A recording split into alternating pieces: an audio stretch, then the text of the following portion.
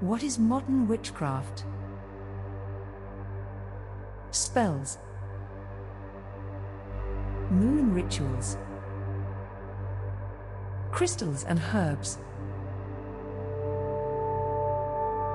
Each of these things and many more are associated with what has been branded modern witchcraft. But what is modern witchcraft? Who is the modern witch, and what does she do? In short, what makes a witch a witch? Let's break it down. What modern witchcraft isn't? Before we talk about what modern witchcraft is, let's talk about what it isn't. It's not a fashion choice. It's not a fantasy novel. Or a bunch of socially awkward teenagers playing around with an Ouija board on the weekends. And although the mystical allure associated with the modern witch is often the subject of television series and movies, the reality is actually much simpler and, sorry, kids, less glamorous.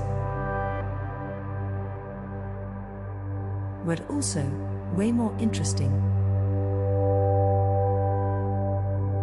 Okay, so what is modern witchcraft?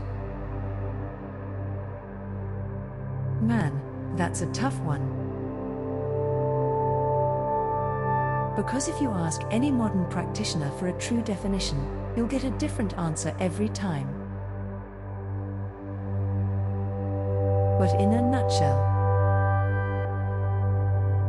modern witchcraft is the use of spells, rituals, incantations, and visualizations based on the philosophy that it's possible to shape your destiny with your intentions or will alone.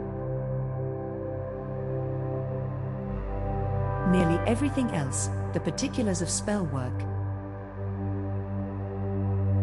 the belief or non-belief in gods, the celebration of holidays, political views, the use of tools, or the option to not use them at all of these things are unique to the individual practitioner. In the general, modern sense, witchcraft has no central authority. There is no agreed upon scripture or doctrine, which is both the difficulty and the beauty of it. Practitioners are free to create their own unique practice. Of course, that also means they are responsible for their own practice and the results of that practice. The practitioner is expected to come up with his/her own moral and ethical code. She/he must decide for themselves whether a love spell is unethical, or even if they believes it will work. She/he has to make up their own mind about big, heady things like whether or not they believe in God, or if it's okay for them to continue to practice spellcraft alongside Christianity. These things are not decided for them. They must decide for themselves. What makes the modern witch, first and foremost, a kind of spiritual rebel? The true secret of magic. In the beginning, a brand new novice which is nearly always attracted to a magical practice by the spells.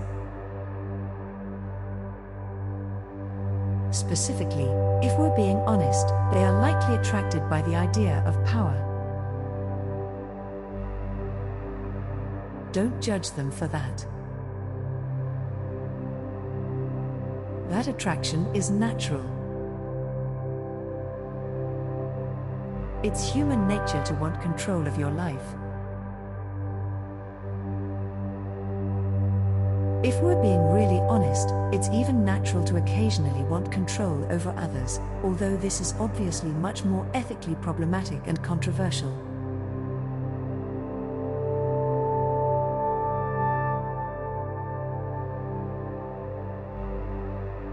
eventually learns, through trial, error, and frankly, a lot of pain, is that magic isn't a tool of power.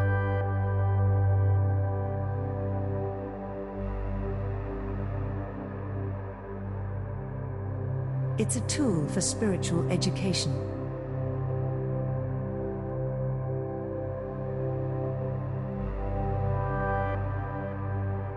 Beginning practitioners often fret about whether or not their spells will work.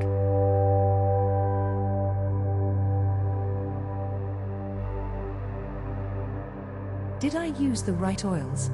The right herbs? The right lunar cycle?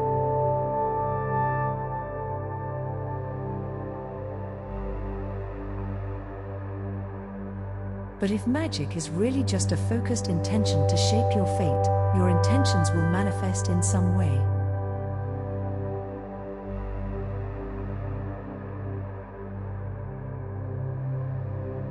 It's not about whether your spell works, it will work.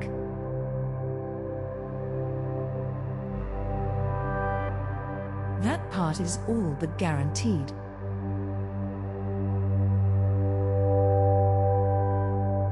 It's a matter of how it manifests.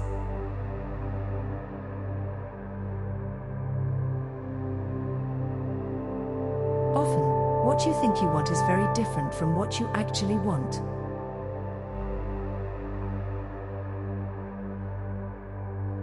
Which is why some people consider it so dangerous.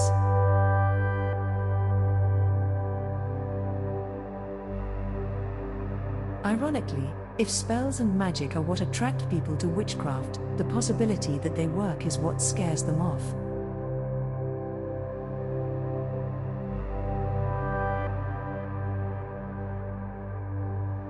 But it should be the reason they come to it.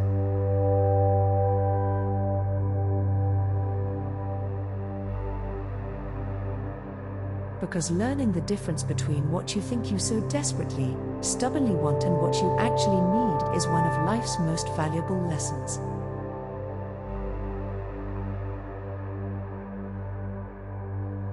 And magic is the wisest teacher I know.